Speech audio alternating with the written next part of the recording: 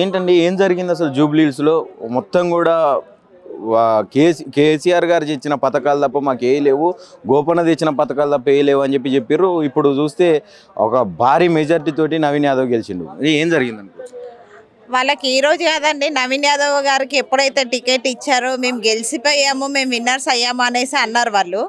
కానీ గోపీనాథ్ అన్న 3 years 3 times అక్కడ జూబ్లీహిల్స్ నుంచి గెలిచారు కదా, అది ఎప్పుడు కూడా జూబ్లీహిల్స్ గోపీనాథ్ అడ్డానే అండి, అది బీఆర్ఎస్ అడ్డానే. అది ఎప్పుడు కూడా నవీన్ యాదవ్ గెలిచిండు. ఇప్పుడు కూడా అది బీఆర్ఎస్ అడ్డానే, నవీన్ యాదవ్ అడ్డా కాదు, అది కంపల్సరీ బీఆర్ఎస్ గోపీనాథ్ అడ్డానే. అది ప్రతిదండి, ప్రతి ఒక్క కార్యక్రమం, ప్రతి ఒక్క స్క్రీమ్, ఆయన అక్కడ నుంచి గెలిచి వచ్చిందంట. ఒక సింగిల్ ఉమెన్ వాళ్ళ వైఫ్ వచ్చింది అనేసరికి వీళ్ళకి ఎందుకంత అంత దడబుట్టింది, వాళ్ళకి ఎందుకంత భయం ఉంది. చాలా మంది ఉన్నారు ఎమ్మెల్యేలు వాళ్ళ సైడు, అతనికే ఇవ్వాలని ఏముంది రేవంత్ రెడ్డి, ఆయనకు భయం వచ్చేసింది ఎక్కడ నేను గెలవను అనేసి. ఆల్ ఇండియా మొత్తం ప్రజలు నన్ను చీ కొడుతున్నారు కాబట్టికనే ఆయన ఈరోజు అతనికి ఇచ్చి నెగ్గిన దొంగ ఓట్లతో. న్యాయప్రరంగా మేము మా బీఆర్ఎస్ గెలిచిందని మేము కూడా గర్వంగా ఫీల్ అవుతున్నాం, కానీ మేము ఓడిపోయామని ఎప్పుడు కూడా మేము ఫీల్ అవ్వట్లేదు. ఒక జూబ్లీహిల్స్ ఓటర్గా చెప్పండి, నిజంగానే దొంగ ఓట్లు జరిగినాయా, రిగ్గింగ్ జరిగిందా? నిజంగానే జరిగాయండి, నిజంగానే పట్టుకున్నాము. నిజంగానే గోపీనాథ్ అన్న వాళ్ళ వైఫ్ కూడా పట్టుకున్నందుకే ఆమెను వ్యతిరేకంగా మాట్లాడినందుకు ఆమె యాక్షన్ తీసుకునేసరికి ఈ లేడీ ఇట్లా మాట్లాడుతుందని కూడా పుకారా లేపిర్రు.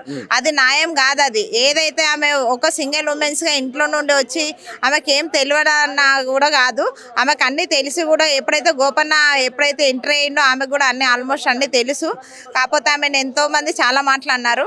ఇంకొక ఆమె కూడా కాంగ్రెస్ నుంచి మాట్లాడింది, కేటీఆర్ని దమ్ముంటే రమ్మని చెప్పు, కేసీఆర్ గారిని రమ్మని చెప్పు.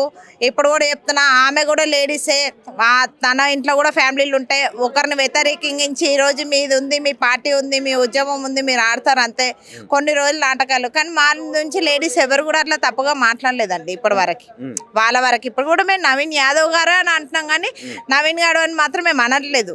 ఎందుకంటే రెస్పెక్ట్ ఇవ్వాలి ఒక మనిషికి. ఆయన కూడా మాకు సీఎంఏ, మీకెట్లా ఇప్పుడు రేవంత్ రెడ్డి సీఎం, మాకు కూడా సీఎంఏ అతను.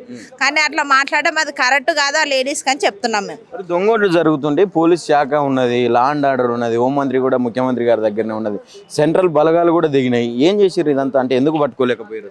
పోలీస్ వాళ్ళు మేము ఆల్రెడీ ఖచ్చితంగా అక్కడ అడిగామండి. అడిగితే రేవంత్ రెడ్డి ఆల్రెడీ పోలీస్ వాళ్ళని గవర్నమెంట్ కొనేసుకున్నారు. వాళ్ళు రేవంత్ రెడ్డి ఎప్పుడైతే గవర్నమెంట్ పోలీస్ వాళ్ళని ఉన్నారు, కానీ పోలీస్ వాళ్ళకి తెలియాలి కదండి ఈ లేడీస్ ఈ కార్యక్రమం జరుగుతుంది. ఎందుకంటే పోలీస్ వాళ్ళు ఉన్నది, పోలీస్ వాళ్ళు ఉండేది దేనికి? ఒక లేడీస్ ఉన్నారు, వాళ్ళకి ఎట్లా యాక్షన్ తీసుకోవాలి అని ఉంటుంది. కానీ మీరు వాళ్ళకే సపోర్ట్ చేస్తే సార్ దొరికినాయి అని అంటే ఏం చేస్తామమ్మా, మీరు కూడా తెచ్చుకోండి అని సార్ అన్నారు. పోలీసు కూడా అన్నారు. ఇంకా అప్పుడు ఏం చేస్తారని వాళ్ళు గెలవకపోతే వాళ్ళకి ఒక రోజు కాదు, ఎప్పుడైతే నాకు టికెట్ ఇచ్చినప్పుడు మేము గెలిచిపోయాము. ఈ రోజు పోలింగ్ ఉందండి, ఈ రోజు గెలిచిన వాళ్ళకి నిన్ననే ఎట్లా తెలిసిందండి గెలిచిందని. రేవంత్ రెడ్డి ఎక్కడికి వెళ్ళిపోయాడు మరి దొంగతనంగా?